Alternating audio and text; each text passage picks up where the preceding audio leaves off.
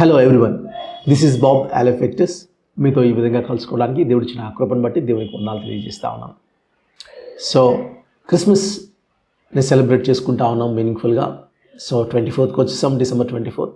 So క్రిస్మస్లో ఒక main sermon లేదా ఒక మెయిన్ టాపిక్ యెషయా గ్రంథము 9వ అధ్యాయము 6వ వచనంలో ఇట్లా ఉంది: ఇయ్యాలనగా మనకి శిశువు పుట్టెను, కుమారుడు అనుగ్రహింపబడ్డను, ఆ తర్వాత ఉన్న మాట ఆయన భుజముల మీద రాజ్యభారం ఉండను కదా.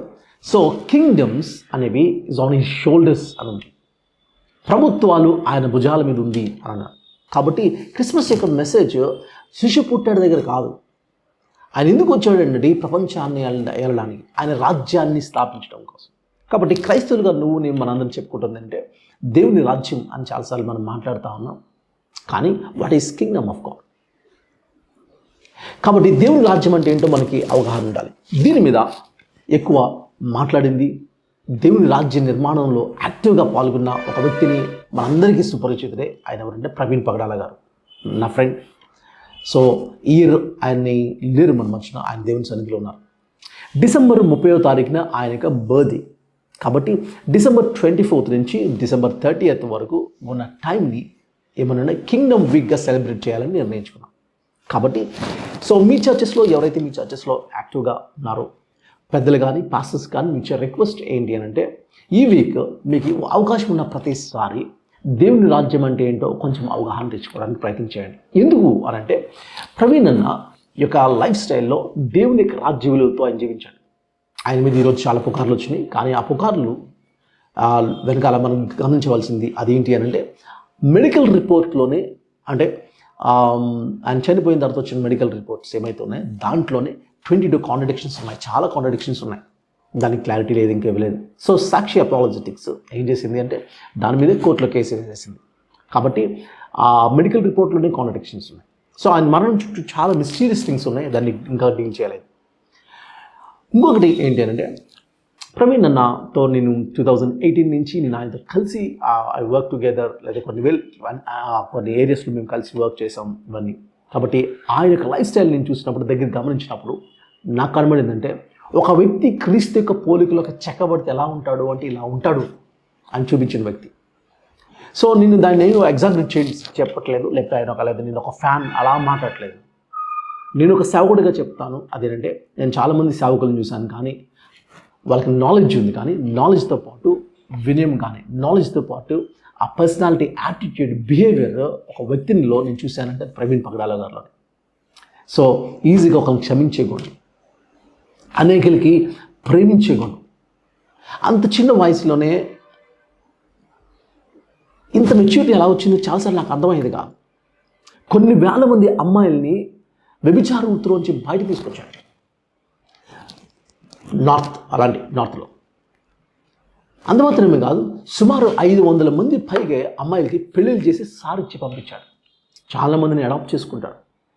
వీళ్ళందరినీ పోషించడానికి ఏ ఫారెన్ కరెస్పాండెంట్లో చేయడు ఆయన. వీడిని పోషించడానికి ఆయన ఒక సొంతగా సాఫ్ట్వేర్ కంపెనీ పెట్టుకున్నాడు.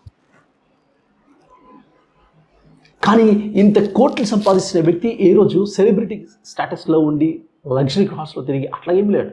It's very simple, very normal. తను ఎవరినైతే ట్రైన్ చేశాడో వాళ్ళు కాలు గడుగుతాడు. వాళ్ళ చర్చ్లో ఆయన వంటలు వండేస్తాడు. ఈ ఇయర్ నేను పాస్టరా, నెక్స్ట్ ఇయర్ ఇదిగో రిసీవింగ్ దగ్గర నేను ఉంటాను, ఈ నెక్స్ట్ ఇయర్ వంటలు డిష్ పనులు నేను చేస్తాను, క్లీనింగ్లో నేను ఉంటాను. ఇట్లా ఉంటాడు. ఇలాంటి యాటిట్యూడ్ నేను ఎవరిని చూడలేదు. అందుకే నేను చెప్తాను చాలా స్పష్టంగా, క్రీస్తు యొక్క పోలికలో ఒక వ్యక్తి చెక్కబడితే ఎలా ఉంటాడో మన జనరేషన్లో అలా చూపించాడు నాకైతే. అలాంటి వ్యక్తి మన మధ్యన లేదు. అయితే ఆయన మరణం దగ్గర చాలా కాంట్రడిక్షన్స్ ఉన్నాయి. ఈవెన్ పోస్ట్మార్టం రిపోర్ట్లోనే నేను చెప్పినట్టు కాంట్రడిక్షన్స్ ఉన్నాయి. సాక్షి అపాలజెటిక్స్ కేసు వేసింది and they are doing it. అయితే బైబిల్లోంచి కొన్ని మాటలు చెప్తా ఉన్నాను. అదేంటంటే, పౌలు కానీ పేతురుని కానీ హతసాక్షులుగా ఆది సంఘంలో ఉన్న క్రైస్తవుని చంపేసిన తర్వాత ఆ కాలంలో ఉన్న గవర్నమెంట్ ఏమి చెప్పుకుంటుంది? వీళ్ళు మంచోళ్ళే కాబట్టి వీళ్ళని చంపేశామంటారా? లేదు. వాళ్ళ మీద అబద్ధ సాక్ష్యాలు పుట్టించి చంపేశారు. అది జరుగుతుంది ఇప్పుడు కూడా. హతసాక్షులు వెనకాల అబద్ధ సాక్ష్యాలు ఉంటాయి, అందుకే చంపేస్తారు. కాబట్టి ఇది నెంబర్ 1. నెంబర్ 2, అపవాదికి ఉన్న పేరేంటి? వాడు ఆది నుంచి హంతకుడును, అబద్ధానికి జనకుడును. Is a murderer from the beginning and is the father of lies. ఇదే కదా ఉంది. కాబట్టి మర్డర్ చేసి అబద్ధాలు సృష్టించగలిగినోడు వాడే, దాని వెనకాల వాడు ఉన్నాడు అనే సంగతి మనం గమనించాలి. అంత మాత్రమే కాదు, హతసాక్షుల యొక్క ఆత్మలు దేవుని యొక్క సన్నిధిలో కూర్చొని లేకపోతే సింహాసనం దగ్గర నుంచి ప్రకటన గ్రంథంలో ఉన్నమాట, నాదా సత్యస్వరూపి ఎందాక మా నిమిత్తము భూనివాసులకు తీర్పు తెచ్చుకుండా ఉంటావు అని అడుగుతా ఉన్నారు. అంటే మమ్మల్ని అన్యాయంగా చంపేశారు, ఇంకా వాళ్ళ మీద మా మీద అబద్ధ సాక్ష్యాలు ఇంకా అలాగే జరుగుతూ ఉన్నాయి, మాకు ఎప్పుడు న్యాయం తీసుకొస్తావు అని వాళ్ళు అడుగుతుంటే అక్కడ మాట ఉంది, ఇంకా కొంచెం కాలం మట్టుకే అనే స్వరం నేను విన్నాను అంటాడు యోహాను భక్తుడు. కాబట్టి దేవునికి రాజ్యం వచ్చినప్పుడు ఖచ్చితంగానే న్యాయం ఏంటో మనకు తెలుస్తుంది. ఈ లోపల వీళ్ళ మీద అలాంటి అబద్ధ ప్రచారాలు జరుగుతూనే ఉంటాయి. ఆ సంగతి మనం జ్ఞాపకం చేసుకోవాలి. అయితే ప్రవీణ్ అని గురించి నేను ఒక విషయం చెప్పాలి. అదంటే ఆయన కొంతమంది పాదాలు కడిగాడని లేకపోతే ఇవన్నీ ఉన్నాయి. నేను ఒక విచిత్రమైన విషయం అంటే, ఆయన ఒకసారి నాకు ఫోన్ చేసి పలానా ఊరి నుంచి వెళ్తాను, పలానా ఒక సేవకుడు నా గురించి కొంచెం తప్పుగా మాట్లాడారు, కాబట్టి ఒకవేళ నేను ఆయన బాధ పెట్టానేమో, నేను ఆ ఊర్లో దిగుతున్నాను బ్రదర్, మీకేమైనా అనిపించిందా, ఆయనకి నాకు మధ్యన ఏమైనా ఉన్నట్టు అనిపించి అది నేను వెళ్తున్నాను కాబట్టి నేను దిగి హలో చెప్పి, ఒకవేళ నేను నా వల్ల ఏమైనా ఆయనకి ఏమైనా ఇబ్బంది కలిగి ఉంటే నేను సారీ చెప్పడానికి వెళ్తున్నాను అన్న. అంత అవసరం లేదు, తను వెళ్ళాడు. ఆ తర్వాత నాకు ఫోన్ చేసి, బ్రదర్ ప్రజలు చెప్పినట్టు ప్రజలు చాలామంది కంప్లైంట్ చేశారట, ఆ సేవకుడు మిమ్మల్ని ఇలా అంటున్నాడని. ఆయన అయితే అలా లేరు, ఆయన బాగా రిసీవ్ చేసుకున్నారు. ఈ యాటిట్యూడ్ ఎంతమందికి ఉంటుంది? ఇలాంటి వ్యక్తి ఎక్కడ సెలబ్రిటీ స్టాటస్లో లేదు, కొన్ని కోట్లు సంపాదిస్తాడు, హంబుల్గా ఉంటాడు. సో క్రీస్తు యొక్క పోలికలోకి మారిన వ్యక్తి, ఆయన నోట్లోంచి పదే ఒక మాట వచ్చేది, అదే తెలుసా, మై కింగ్ అనేవాడు. ఎంత హుందాగా మాట్లాడేవాడు, ఇది తెలుసు. ఆయన చనిపోయిన తర్వాత ఎంత యాజిటేషన్ జరిగిందో మనకు తెలుసు. భారతదేశంలో ఏ సేవకుడు చనిపోయినా ఎంత యాజిటేషన్ రాదు. సెలబ్రిటీ పాస్టర్స్ అని చెప్పుకుంటున్న వాళ్ళు మేబీ అలాంటి వాళ్ళు చనిపోతే వాళ్ళ సంఘస్థులు వస్తారేమో, కానీ అసలు ఎక్కడ ఆయన కటౌట్స్ కానీ ఎక్కడ అడావుడు లేకుండా చేసిన ఆయన చనిపోతే కొన్ని లక్షల మంది రోడ్డు మీద ఎక్కేశారు. ప్రతి ఊర్లో యాజిటేషన్స్. నేను ఏ ఊరు వెళ్ళి ఈరోజు నేను సర్మన్కి వెళ్ళినా అందరూ వచ్చి నాతో అంటున్న మాట అంటే, ప్రవీణ్ అన్న గురించి మాట్లాడతారు, మాకు అలాంటి లీడర్ కావాలి. చాలామంది యంగ్స్టర్స్ రియలైజ్ అవుతా ఉన్నారు. చాలామంది దేవుని వాక్యం అంటే ఇది కదా అని రియలైజ్ అవుతా ఉన్నారు. ఎందుకంటే ఆయన లైఫ్ అంత ఇంపాక్ట్ చేసింది. ఒక రకంగా చెప్పాలంటే స్టెఫన్ చనిపోయిన తర్వాత, స్టెఫన్ చంపేసిన తర్వాత మూమెంట్ పెద్దగా అయింది. ప్రవీణ్ పగడాల గారు చనిపోయిన తర్వాత మూమెంట్ ఇంకా చెప్పాలంటే సత్యవాక్యం అంటే ఇది కదా, పెట్టకథలు కాదు కదా, దేవుని రాజ్యం అంటే ఇది కదా, దేవుని రాజ్యం మీద ఒక అవగాహన ప్రజలకు వచ్చింది అనే సంగతి మనందరికీ తెలిసింది. చాలామంది చెప్తున్న మాట అంటే, ఆయన బ్రతుకున్నప్పుడు మేము కలవలేదు, ఆయన బ్రతుకున్నప్పుడు మేము ఎందుకు వినలేకపోయాం, ఆయన చనిపోయిన తర్వాత విన్నాం, ఆయనవే వింటూ కూర్చున్నాం, ఇంత జ్ఞాన అంటాను. దాని మీద ప్రవీణ్ పగడాల గారు రాసిన ఒక పుస్తకాన్ని మీకు ఇంట్రడ్యూస్ చేస్తాను. ఇది దేవుని రాజ్యం అనే పుస్తకం. సో దేవుని రాజ్యం అనేది ఇది మిషనరీ ఉద్యమం. మన దేశాన్ని ఎట్లాగా దేవుని రాజ్యాన్ని కట్టడంలో, దేశ నిర్మాణంలో క్రైస్తవ పాత్ర ఏంటి అన్న దాంట్లో మీకు కొన్ని హెడ్డింగ్స్ నేను చదువుతా ఉన్నాను, జాగ్రత్తగా వినండి. అదేంటంటే, మొదటి భాగం దేవుని రాజ్యం. దేవుని రాజ్యం లేఖనాధారం ఈ తెలుగులోనే ఉంది కాబట్టి ఈజీగా ఉంటుంది. దేవుని రాజ్యం పట్ల అవగాహన, అలాగే స్వరాజ్యం, దేవుని రాజ్యం కూడా తేడా, ఏది ప్రధానం, సంగమా లేదా రాజ్యమా, అది మొదటి భాగం అయితే. రెండవ భాగం ఏంటంటే భారతదేశం దేవుని రాజ్యం అనేది ఒకటి. మూడో భాగం సాంఘిక సంస్కరణలు దేవుని రాజ్యం. దాంట్లో ఏం పెట్టారంటే, సాంఘిక సంస్కరణలలో ఆర్య వాంఛమయంలో స్త్రీ, సతీ సహగమనం ఒక భయంకరమైన దురాచారం, పై వస్త్రధారణ ఉద్యమం చార్లెస్ మీడ్ ఆయన గురించి. నాలుగవ భాగం కులం మీద రాశారు. సో ఇలా రాసి ఏం చేశారు అని అంటే, కుల నిర్మాణానికి సుదీర్ఘ ప్రణాళికలు, కులం యొక్క వేర్లు మరి దాని యొక్క జాడ్యం, మిషనరీల కుల వ్యవస్థ పట్ల అవగాహన, కుల నిర్మూలన, క్రైస్తవ భావజాలం, వీటి మీద రాశారు. కాబట్టి ఇది ఖచ్చితంగా మీ దగ్గర ఉంటే ఇది తెప్పించుకోవడానికి ప్రయత్నం చేయండి బుక్ని.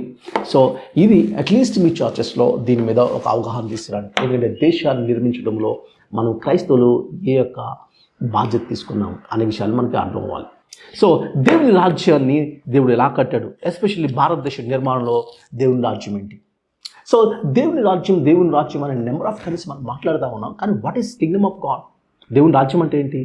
సో దేవుని రాజ్యం అనేది ప్రవీణ్ పగడాల గారి స్టార్ట్ చేశారా, లేదా ఇంతకుముందు లేదా? అసలు దేవుని రాజ్యం గురించి ఆయన ఎందుకు మాట్లాడారు? ఇండాలజీ అనే సబ్జెక్ట్ ఆయన ఎందుకు తీసుకున్నారు, మిగతా వాళ్ళు ఎందుకు తీసుకోలేదు? సో లేని కొత్త సబ్జెక్ట్ మీద ఆయన ఇంట్రొడ్యూస్ చేయాలని ఆయన ప్రయత్నం చేయలేదు. దేవుని వాక్యాన్ని దాన్ని అర్థం చేసుకొని దాంట్లో ఉన్న సత్యాలు తీసుకొని దేవుడు ఏం ఎక్స్పెక్ట్ చేస్తాడు మనకి అనేది తీసుకొచ్చు. అందుకని దేవుని రాజ్యం అనేది కొత్త టాపిక్ కాదు. యేసు ప్రభు ఈ భూమి మీదకి వచ్చినప్పుడు ఆయన చెప్పిన మాట ఏంటంటే, మారు మనసు పొందండి, దేవుని రాజ్యం సమీపించింది. కాబట్టి దేవుని రాజ్యం వస్తుంది కాబట్టి మారు మనసు పొందండి. మీ మైండ్ మారు మనసు, ఈ మనసును మార్చుకోండి. Repentance, the change of mind అన్నాడు. చివరికి ఆయన శిలువ మీద చనిపోయినప్పుడు కూడా పక్కనున్న దొంగ అడుగుతున్నాడు, నీ రాజ్యంతో వచ్చినప్పుడు జ్ఞాపకం చేసుకోన్నాడు. అరే, శిలువ మీద ఉన్న దొంగకి ఆ దొంగతో పాటు సమానంగా ఇంకా చెప్పండి అంతకంటే బ్రూటల్గా హ్యాంగ్ అవుతున్న ఆయన కింగ్లా కనబడ్డా? మరి అదేంటి మన క్రైస్తవులకి ఇంకా యేసు ప్రభు కింగ్లా కనబడట్లేదు, ఆ రాజులకు ఎందుకు కనబడట్లేదు? ఆ దొంగ అడుగుతున్నాడు, నీ రాజ్యం వస్తుంది కదా అప్పుడు నేను జ్ఞాపకం చేసుకో అన్నాడు. ప్రభు నేర్పిన ప్రార్థనలో ఒకటి నేర్పాడు, నీ రాజ్యం వచ్చుగాక అని ప్రార్థన చేయండి అన్నాడు. ఆయన చనిపోయి తిరిగి లేచిన తర్వాత దేవుని రాజ్య విషయాలు వాళ్ళకి 40 రోజులు బోధించాడు. కాబట్టి ఇవన్నీ చూస్తున్నప్పుడు ఆయన శ్లోకం ఒకటి, కింగ్డమ్ ఆఫ్ గాడ్, దేవుని రాజ్యము సమీపించింది కాబట్టి మారు మనసు పొందండి. ఎందుకు దేవుని రాజ్యం అంటే ఏంటి, దేవుని రాజ్యం అంటే ఏంటో మనకు అర్థం అవ్వాలి. లేకపోతే ఇది లేఖనాధారమైంది. గుర్తుపెట్టుకోండి, ప్రవీణ్ అన్న ఎక్కువ ఉపయోగించడం అంటే 66 పుస్తకాలు కలిగిన నా బైబిల్ అన్నమాట. అంటే ఆయన ఎంత అథెంటికేటెడ్గా మాట్లాడేవాడు. 66 బుక్స్ కలిగిన ఈ బైబిల్ యొక్క ప్రమాణం, మార్మన్ బైబిల్ కాదు, లేదా ఆ బైబిల్ ఈ బైబిల్ కాదు, అది 66 బుక్స్ కలిగిన ఈ బైబిల్ అని మాట్లాడతాం.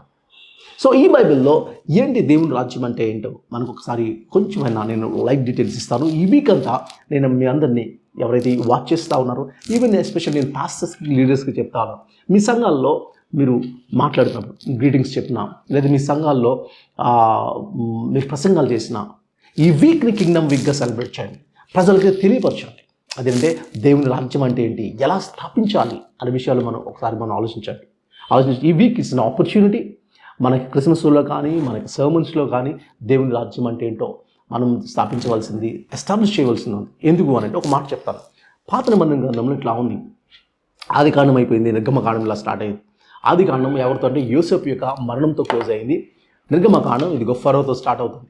అక్కడ ఒక మాట ఉంది, అదేంటంటే ఐగుప్తుకి యోసేపు ఏం చేశాడో ఒక తెలియని జనరేషన్ వచ్చిందంట, ఒక తరం వచ్చిందంట.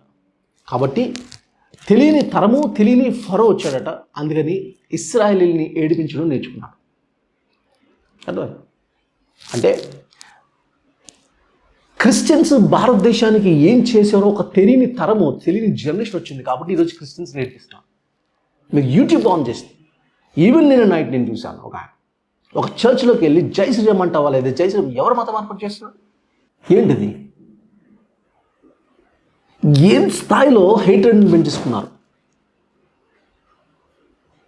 మీరు ఆలోచించండి, ఇలాంటి సిస్టంలో మనం బతుకుతూ ఉన్నాం. కాబట్టి దేవుని రాజ్యం అంటే క్రైస్తవులు భారతదేశానికి ఏం చేశారో ఒక తెలియని జనరేషన్ వచ్చేసారు. కారణం ఏంటంటే యోసేపు తర్వాత యోసేపు యొక్క పనులు నెక్స్ట్ తరం చేయలేదు కాబట్టి, కంటిన్యూ చేయలేదు కాబట్టి వాళ్ళు ఏడిపించి నేర్చుకున్నారు.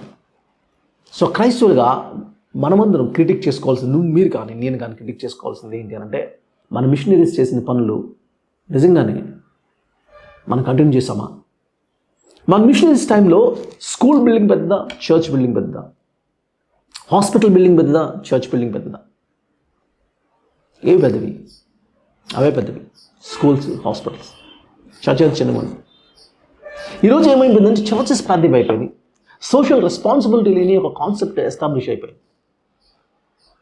4 గోడల మధ్యన కూర్చుని భజన చేయడానికి దేవుడు నన్ను పిలవలేదు. తన రాజ్య స్థాపన, తన రాజ్యం అంటే ఏంటి, అది మీ మధ్యన ఉంది, అది మీలో ఉంది, అది రాబోతుంది అని మాట్లాడాడు. ఆయన రాబోతుంది అన్నాడు, అది మీ మధ్యలో ఉంది అన్నాడు, మీలో ఉంది అన్నాడు. And what is that Kingdom? ఆ కింగ్డమ్ అంటే ఏంటి? దేవుని రాజ్యం అంటే ఏంటి? మనకి అవగాహన ఉందా? అందుకని what is the Kingdom of God? దేవుని రాజ్యం అంటే ఏంటి? దేవుని రాజ్యం అంటే ఒక స్పిరిచువల్ అని అనుకోవద్దు, లేకపోతే దీనికి అతీతమైంది అనుకోవద్దు. ప్రభు ఈ మాట కూడా ఉపయోగించాడు. మీరు అనుకున్నట్టు ఇహలోక సంబంధమైంది కాదు, కరెక్టే, కానీ దాని సిస్టము వాల్యూస్ ఇహలోక సంబంధమైంది కాదు, కానీ వేరే వాల్యూస్తో ఈ భూమి మీద జీవిస్తాం. అందుకని ఎలాంటిది ఈ రాజ్యము అంటే నిశ్చితం పరలోకంలో నెరవేరుతున్నట్లు భూమి మీద నెరవేరే రాజ్యం వచ్చుగాక. ఇది మనం ప్రార్థన చేస్తాం. అందుకని ప్రభు నేర్పిన ప్రార్థన, నీ రాజ్యం వచ్చుగాక, ఆ తర్వాత అనమాట నిశ్చితం పరలోకంలో నెరవేరినట్లు భూమి ఎందుకు నెరవేరాలి. అలాంటి రాజ్యం భూమి మీద నీ హృదయాల్లో, నా హృదయాల్లో, నీ సిస్టంలో, నా సిస్టంలో, మన సమాజంలో దేవుని విలువలతో కలిగిన ఒక రాజ్యం స్థాపించబడాలి. దానికోసం సో ఇది మనకి చాలా క్లారిటీ మనకి అవసరం ఉంది. కాబట్టి దేవుని విలువలతో ఉన్న రాజ్యాన్ని మనం స్థాపించడం ఎట్లా? సో ఈ 7 daysలో నేను కొన్ని దేవుని రాజ్యం మీద కొంచెం అవగాహన ఇస్తాను. అది మన దేశాన్ని ఎట్లా నిర్మిస్తాం, ఎలా నిర్మించాం దేశాన్ని అనేది కూడా మనకు అర్థం అవ్వాలి.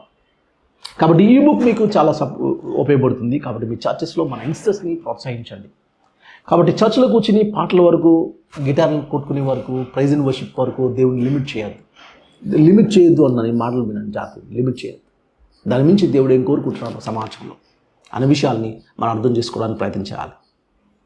సో ఒకసారి నేను టీవీలో, లేకపోతే ఒక టీవీ వాచ్ చేస్తూ ఉన్నాను. నేను ఒక హైదరాబాద్లో ఒక అబ్బాయితో కలిసి టీవీ వాచ్ చేస్తుంటే అప్పుడు 2 దేశాల మధ్య జరుగుతున్న యుద్ధాన్ని గురించి డిస్కషన్ జరుగుతుంది, టీవీలో డిబేట్ జరుగుతుంది. నా పక్కన కూర్చున్న అబ్బాయితో నేను ఎట్లా అన్నాను, అదేంటి అంటే, మీరు సిస్టమ్ చూస్తున్నప్పుడు సమాజంలో 2 దేశాలు కొట్టుకుంటా ఉన్నాయి, సమాజంలో వ్యక్తుల మధ్యన హార్మోనీ లేదు, ఇవి చూసినప్పుడు ఈ ప్రపంచం దేవుని యొక్క చేతుల్లో దేవుడు నడిపిస్తున్నట్టు అనిపిస్తుందా, లేదా దేవుని చేతులు దాటిపోయింది అనిపిస్తుందా అని అంటే, ఫ్రాంక్లీ బ్రదర్, దేవుని చేతిలో ఉన్నట్టయితే నాకు అనిపించట్లేదు అన్నాడు. అది మీకు స్టోరీ చెప్తాను. అదేంటంటే, కొన్ని వేల సంవత్సరాల క్రితం ఒక నెబుకద్నెజరు అన్న ఒక రాజుకి ఒక దర్శనం వచ్చింది. ఆ దర్శనంలో ఏం కనబడ్డది అని అంటే, దాన్ని చెప్పాను ఏం కనబడ్డది తెలుసా? ఒక స్టాట్యూ కనబడ్డది. ఆ స్టాట్యూ ఒక విగ్రహం. అది తల బంగారంతో చేయబడింది, ఇదేమో సిల్వర్తో చేయబడింది. ఇది బ్రాంజ్, తర్వాత కింద ఐరన్, ఆ తర్వాత ఐరన్ అండ్ క్లే, ఇనుము మట్టి కలిగిన రాజ్యం. ఇవి జరుగుతాయి. సో దాని అర్థం ఏంటి అని అంటే, ఆత్మపూర్ణుడైన దానియేలు దాని అర్థాన్ని చెప్తా ఉన్నాను.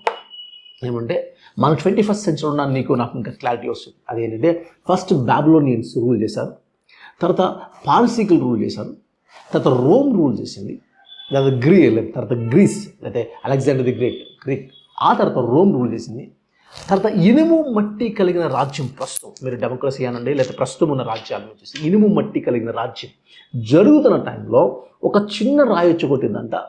ఆ చిన్న రాయితో మొత్తం ఈ స్టాట్యూ అంతా కొలాప్స్ అయిపోయింది. అప్పుడు ఆ చిన్న రాయి పెద్దదయ్యి అది మహాపర్వతం అంత అయిపోయింది అంటాడు. ఆ చిన్న రాయి ఏంటో తెలుసా? ఏ చేతి సహాయం లేకుండా వచ్చింది, ఎవరి చేత నిర్మమబడని ఆ చిన్న రాయి దేవుని రాజ్యము అన్నాడు. అంటే ప్రస్తుతం డెమోక్రసీలో ఉన్నాం, తర్వాత రాబోయే రాజ్యాన్ని థియోక్రసీ అని అంటాం. ఇది గమనించండి.